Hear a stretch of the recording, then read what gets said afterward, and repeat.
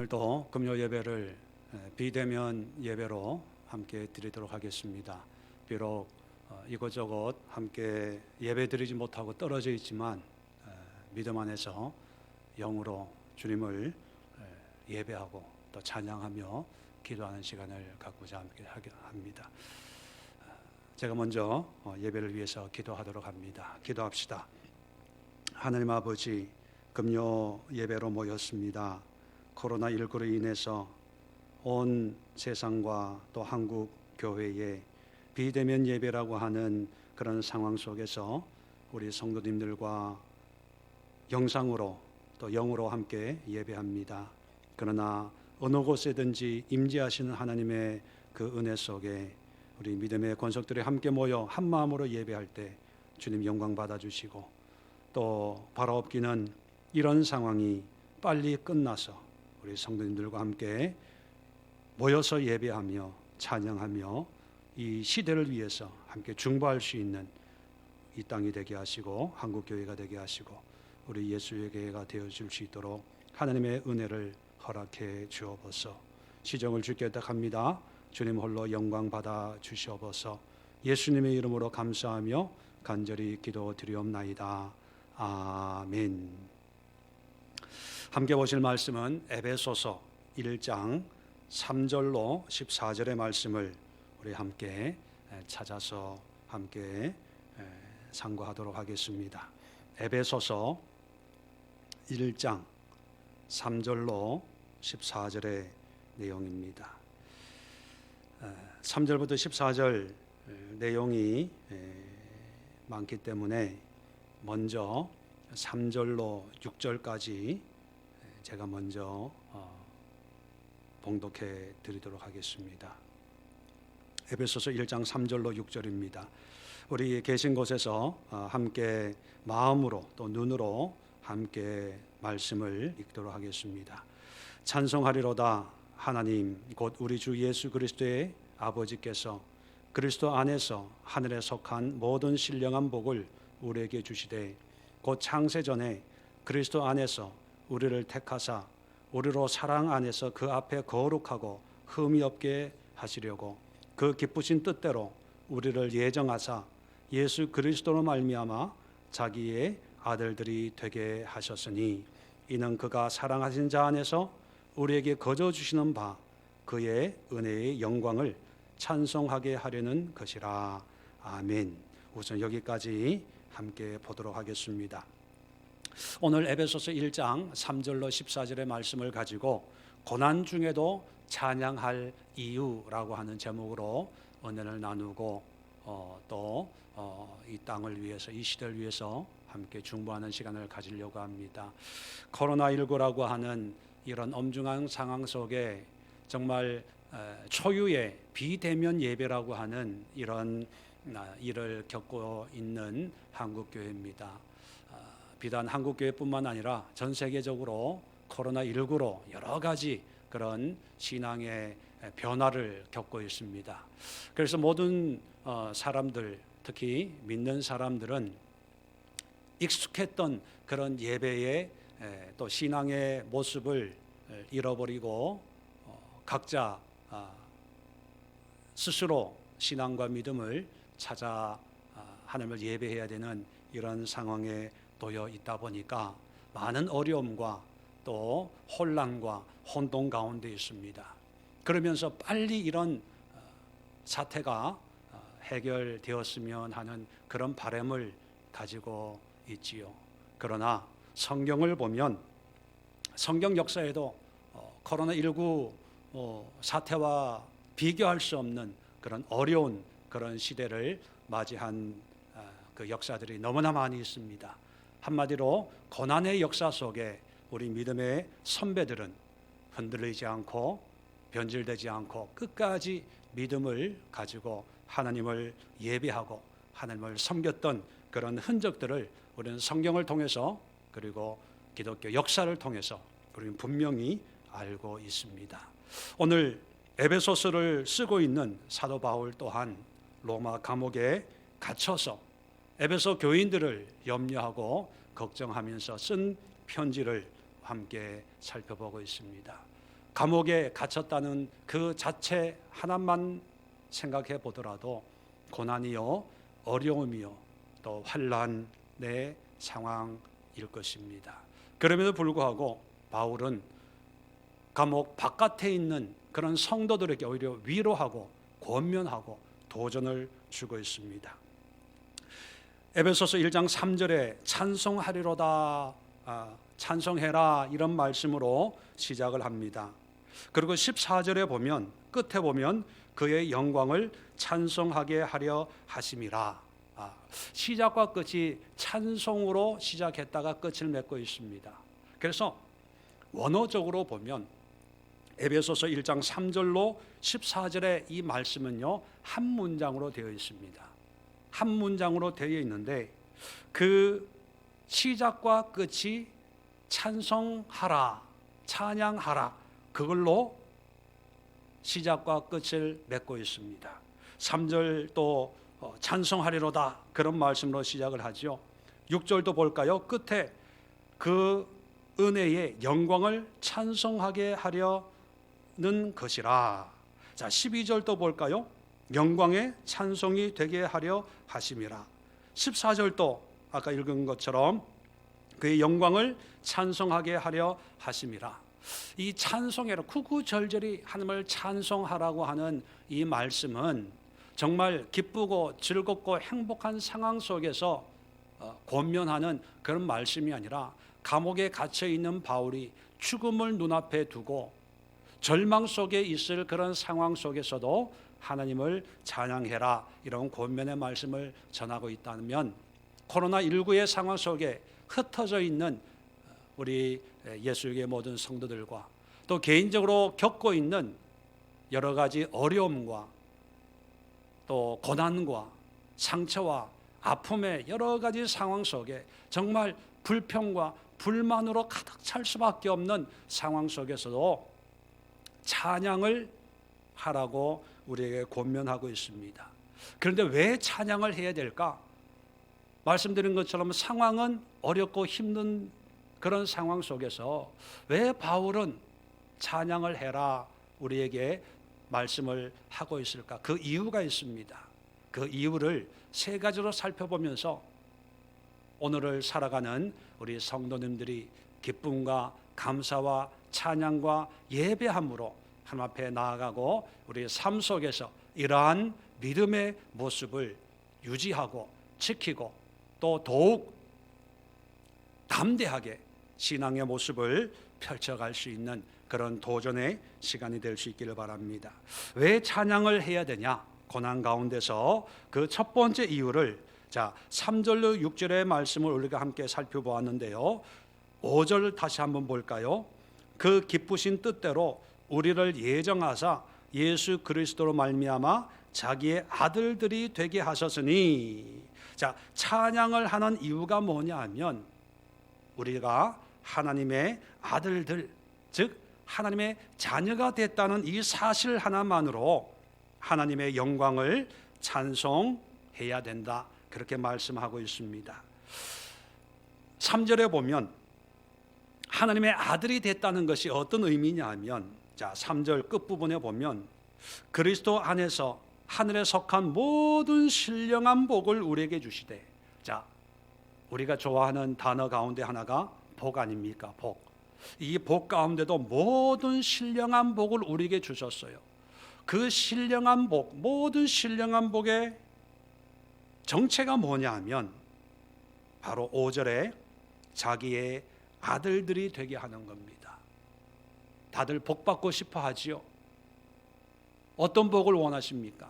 물질의 복, 지혜의 복, 건강의 복, 자녀의 복, 그런 것도 복일 수 있습니다. 그런데 성경이 말하고 있는 모든 신령한 복은 뭐냐면 바로 우리가 하나님의 자녀가 되었다는 사실입니다.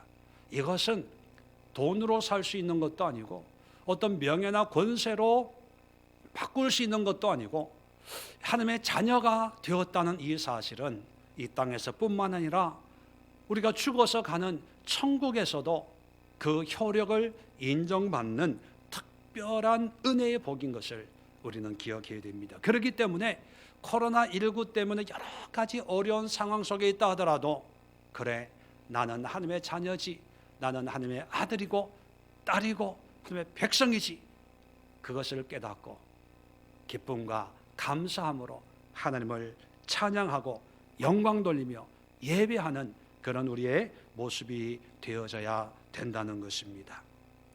두 번째, 고난 가운데서도 찬양해야 될 이유를 7절부터 12절까지 예배 마치고 한번 깊이 있게 묵상해 보십시오. 자, 그 가운데 11절 보면 이런 말씀이 있습니다. 모든 일을 그의 뜻의 결정대로 일하시는 이의 계획을 따라 우리가 예정을 입어 그 안에서 기업이 되었으니. 자, 우리가 예수 그리스도 안에서 기업이 되었대요.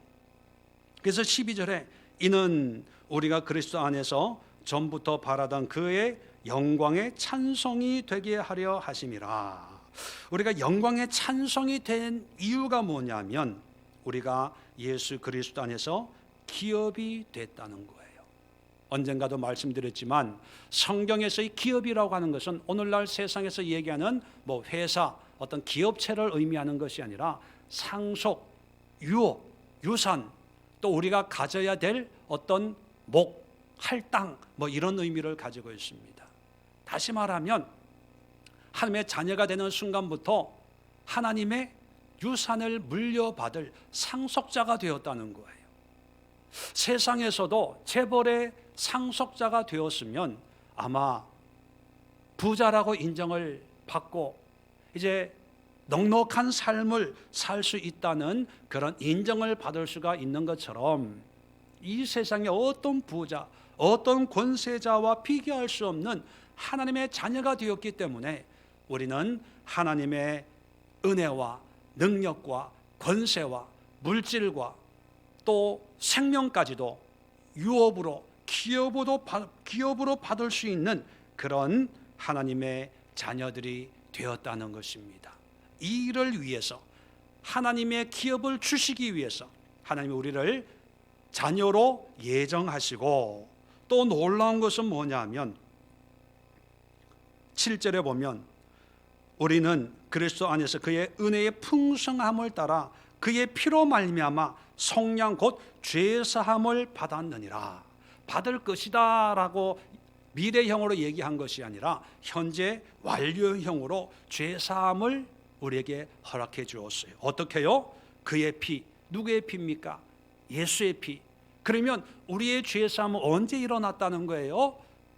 2000년 전에 갈보리 언덕의 십자가 예수의 흘리신 보혈의 피로 말미암아 우리가 하나님의 자녀가 되고, 그 자녀가 되기 위해서는 모든 죄가 사함을 받고 하나님의 자녀가 되었습니다. 그리고 그 자녀가 되었음으로 해서 이제 우리는 하나님의 기업을 이을 자가 되었다는 거예요. 이 사실은 뭐냐면 세상의 물질, 세상의 환경, 지금 내가 가지고 있는 여건이나 상황, 물질적인 이 상황적인 그런 부족함이나 연약함에 흔들릴 필요가 없다는 것입니다. 왜냐하면 우리는 상속자가 되었어요. 그 상속을 해주시는 분이 누구냐? 하나님입니다. 그리고 어떤 상속을 우리에게 해주시냐? 모든 신령한 복으로 우리를 축복하신다는 것입니다. 이 사실은 우리가 더 이상 이 세상에 연연하지 않고 이 세상의 것 때문에 눈물 흘릴 필요가 없고 이 세상의 형편 때문에 기죽을 필요가 없다는 것이에요. 하나님은 우리의 기업이십니다. 그 기업을 이어갈 상속자예요. 그렇기 때문에 어떤 고난과 어떤 궁핍과 어떤 어려움과 역경 속에서도 우리는 찬송하고 감사하고 기뻐하고 모든 영광을 주님 앞에 올려드릴 수 있는 그런 삶을 살아가는 하나님의 자녀들이 되어야 됩니다. 성도 여러분, 코로나19로 또 여러 가지 환경과 상황 때문에 많은 사람들이 어려움을 겪는다고 합니다. 물론 교회적으로도 많은 어려움이 있고 앞으로 또 어떤 어려움이 우리를 기다리고 있을지 그 누구도 모릅니다. 그러나 어떤 환경 속에 있다 하더라도 우리가 낙심하지 않고 좌절하지 않고 절망하지 않는 그 이유는 바로 우리가 하나님의 백성이 되었고 그 백성에게 하나님의 기업이 주어진다는 이 사실 때문에 우리는 낙심하지 않고 어떤 환경 속에서도 감사와 찬양과 영광을 주님 앞에 돌리는 그런 믿음의 삶을 살아가야 한다는 것을 여러분 결코 잊지 않기를 주의 이름으로 간절히 부탁을 드립니다. 세 번째 한번 볼까요? 세 번째는 13절부터 14절까지입니다. 우리 함께 합독하도록 하겠습니다. 13절 14절 시작. 그 안에서 너희도 진리의 말씀 곧 너희의 구원의 복음을 듣고 그 안에서 또한 믿어 약속의 성령으로 인치심을 받았으니 이는 우리 기업의 보증이 되사 그 얻으신 것을 속량하시고 그의 영광을 찬송하게 하려 하심이라. 자, 여기 보면 14절 끝에도 그의 영광을 찬송하게 하려 하심이라 말씀하고 있죠. 왜 또 찬송을 얘기하고 있을까? 그 이유는 13절입니다. 또한 믿어 약속의 성령으로 인치심을 받았으니, 여러분 인치심을 받았다는 것은 뭐냐 하면 도장을 찍었다는 거예요. 도장을 찍었다는 것은 뭐냐 하면 어떤 계약서가 효력이 발생한다는 거예요. 이걸 좀 더 자세하게 설명을 하고 있는 구절이 14절인데 이는 설명을 해줍니다. 우리 기업의 보증이 되사. 여러분 많은 분들이 그런 생각을 가지고 있죠. 보증 함부로 서면 안 돼. 형제들 부모 자식 간에도 보증은 함부로 서는 게 아니야, 그렇게 얘기합니다. 왜 그런 얘기를 합니까?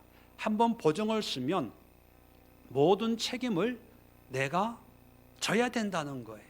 그 보증을 선 대로 내가 이행을 해야 되는 강제력이 거기에 포함이 되어 있기 때문에 만약에 보증선 그 사람이 그것을 이행하지 못하면 나라도 그 내용을 이행해야 된다는 계약이 바로 보증이기 때문에 함부로 서면 안 된다, 그런 이야기들을 하죠. 그만큼 보증은 효력이 있고 강제성을 띠고 있는 것입니다. 마찬가지로 하나님께서 우리를 하나님의 자녀로 삼으시고 또 하나님의 기업이 되게 하신 이것은 하나님이 빈말로 하시는 것이 아니라 정말로 내가 너희들을 이렇게 삼을 거고 이런 것을 유업으로 줄 거야 라고 하는 것을 말로만 하신 것이 아니고 보증까지 하셨다는, 보증까지. 그 보증을 어떻게 했다고요? 약속의 성령으로 인치심을 받았으니. 성령으로 인치심, 성령의 도장을 찍었다는 거예요. 어떻게 성령의 도장을 찍었습니까? 우리 믿는 자에게는 누가 오세요? 성령이 오세요. 우리 마음에 성령이 오셔서 영원토록 우리와 함께 하십니다. 그 성령이 오셨다는 것이 성령의 인치심이에요. 그 인쳤다는 것은 뭐냐면 하나님이 행하신 그 모든 약속을 그대로 내가 지키겠다라고 하는 보증이에요. 보증. 하나님이 우리에게 보증을 서주셨어요. 그 보증을 섰다는 그 사실은 하나님이 이 말씀을 통해서 약속하신 모든 언약이 그대로 이루어질 거라는 것을 우리에게 확인시켜주고 보증을 해주고 있다는 것입니다. 13절 다시 한번 봅시다. 그 안에서, 예수님 안에서예요. 너희도 진리의 말씀 곧 너희 구원의 복음을 듣고. 자, 진리의 말씀이 뭐냐? 바로 구원의 복음이에요. 이 구원의 복음을 듣고 그 안에서 또한 믿어. 복음을 믿는 자들에게 약속의 성령으로 인치심. 여러분, 이게 뭐냐면 삼중으로 보증을 해준, 삼중 보증. 처음에는 진리의 말씀으로 선포했어요. 그 다음에 복음으로 예수 그리스도가 2000년 전에 이 땅에 오셔서 선포하신 그 복음으로 모든 믿는 자가 하나님의 자녀가 됨을 선포케 하시고 그걸 지금 듣게 하셨어요. 그리고 세 번째는 그 말씀을 믿는 자에게 성령을 주셔서 성령의 인치심을 허락해 주셨습니다. 그 얘기는 뭡니까? 말씀으로 우리에게 말씀해 주시고 또 2000년 전에 예수님이 오셔서 복음으로 우리에게 선포하시고 그리고 그 복음을 믿는 자에게 성령을 보내셔서 성령으로 인쳤다는 거예요. 삼중으로 우리에게 보증을 해 주셨기 때문에 14절에 끝이 그의 영광을 찬송하게 하려 하심이라. 그러니까 염려하지 마, 걱정하지 마. 조금 돈이 없다고, 몸이 아프다고, 환경이 어렵다고, 직장이 어렵다고, 교회가 어렵다고 걱정하지 마. 환경은 이런 저런 모습과 모양으로 바뀌어질 수 있지만 그러나 성령의 인치심이 있는데 그 인치심으로 너는 하나님의 자녀야, 하나님의 백성이야, 하나님의 소유된 주의 것들이야. 그리고 하나님의 자녀들에게는 하나님이 영원한 기업을 거기에 너희들에게 주신다고 성령으로 인쳐서 보증까지 세웠기 때문에 기다려, 인내해. 고난 가운데 찬양하고 고난 가운데 기뻐하고 고난 가운데 하나님을 예배하고 또 고난 속에서도 하나님의 진리의 말씀과 진리의 복음과 성령의 인치심의 은혜 속에 끝까지 믿음을 붙들고 살아간다면 이 세상을 이길 수 있는, 극복할 수 있는 하나님의 능력을, 하나님의 영광을 볼 수가 있을 거야 라고 에베소 교인들에게 위로를 주고 권면을 하고 있다는 사실을 우리는 기억해야 됩니다. 오히려 감옥에 죽음을 눈앞에 두고 있는 이 바울은 오히려 위로를 받아야 될 텐데도 오히려 이런 소망을 가지고 감옥 바깥에 있는 교인들에게 위로와 권면을 하고 있습니다. 저도 바울의 마음을 가지고 우리 성도님들을 위로하고 격려하고 권면하고 싶습니다. 염려하지 마십시오. 두려워하지 마십시오. 대면 예배 드리지 못한다고, 코로나19가 온 세상을 뒤집어 엎는다고 하나님의 보증이 흔들리는 것이 아닙니다. 어쩌면 이런 고난을 통해서 하나님의 인치심의 그 보증이 더욱 분명해지고 더욱 확실해지고 그리고 하나님의 보증을 받은 사람들의 그런 삶의 모습이나 믿음의 모습이 그렇지 못한 사람들과 확연히 다른 것을 드러낼 수 있는 절호의 기회가 아닌가 생각을 합니다. 좋을 때는 모든 게 좋으니까 아무 차이가 없습니다. 그런데 고난이 찾아오고 환난이 찾아오고 역경이 찾아왔을 때, 그럴 때 흔들리지 않고 믿음으로 하나님의 신실하심을, 하나님의 말씀을, 그리고 성령의 보증 인치심을 믿고 하나님을 예배하고 찬양하고 하나님 앞에 기도하는 그런 믿음의 사람들이 있는 반면에 어렵고 힘들다고 세상의 방법으로, 인간의 방법으로, 자기의 생각으로 그렇게 살아가는 사람들도 아마 생겨나게 될 것입니다. 이런 시대 속에 우리 예수의 모든 성도들이 이런 고난과 어려움 속에서도 이 세 가지 찬양의 이유를 마음에 새기시고 늘 기쁨으로 그리고 담대하게, 당당하게, 두려움 없는, 염려, 걱정, 근심 없는 그런 믿음의 삶을 살아내는 그런 우리 성도님들 될 수 있기를 주님의 이름으로 간절히 축원을 드립니다. 이렇게 살아내실 수 있는 분들만 한번 아멘 합시다. 예. 집사님도 아멘 하시고 권사님도 아멘 하시고 예. 다 아멘 하셨네. 감사합니다.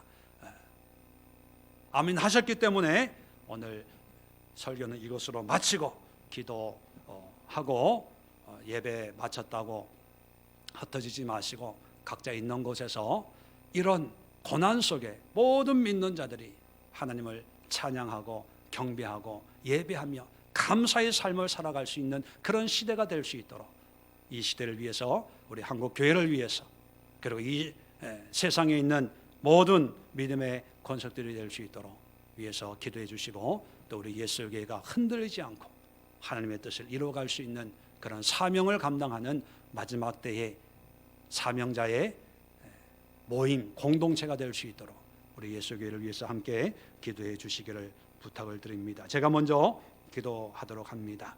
하나님 아버지, 오늘 말씀을 통해서 고난 중에도 찬양할 이유가 환경에 있는 것이 아니고 물질에 있는 것이 아니고 사람에게 있는 것이 아니라 오직 말씀 속에 있음을 다시 한번 깨닫게 됩니다. 환경은 어렵고 힘들지만 하나님이 우리를 자녀 삼아 주셔서 그 자녀들에게 하나님의 기업을 주시겠다고 성령의 인치심으로 보증까지 해주신 이 말씀을 마음에 새기고 어제나 오늘이나 영원토록 동일하신 하나님을 찬양합니다. 환경을 보면 염려, 걱정, 근심밖에 할 수 없지만 말씀으로 우리에게 위로를 주시고 소망을 주시는 하나님으로 말미암아 우리의 영이 찬양합니다. 우리의 입술이 주님 앞에 감사와 모든 영광을 주님 앞에 고백하고 선포하며 주님 앞에 올려드리오니 주님 온전히 연락해 주시고 우리에게 이 감사와 찬양이 이 육신의 생명이 다하는 그날까지 우리를 떠나지 않게 하시고 우리가 어떤 사람인지 우리가 누구인지 우리에게 주어질 하나님의 은혜가 얼마나 큰지를 늘 생각하면서 이 시대의 환경과 이 시대의 형편을 이기고 극복하고 주님을 예배하고 찬양하고 영광 돌리는 우리 믿음의 권속들 우리 예수의 모든 성도들 될 수 있도록 주님 축복하시고 이 시간 예배 마치고 이러한 믿음의 삶을 살고자 간절히 기도하며 헌신하며 또 이런 믿음이 온 땅에 충만한 그런 은혜로 전파되어 줄 수 있기를 위해서 중보할 때 우리의 작은 자의 기도를 들으시고 하나님 역사하여 주시옵소서. 하나님의 은혜와 응답이 속히 일어날 수 있는 그런 우리 성도님들의 간절한 기도가 될 수 있도록 천군 천사로 우리의 기도를 도와주시고 은혜로 인도해 주시옵소서. 예수님의 이름으로 감사하며 축복하며 기도 드리옵나이다. 아멘.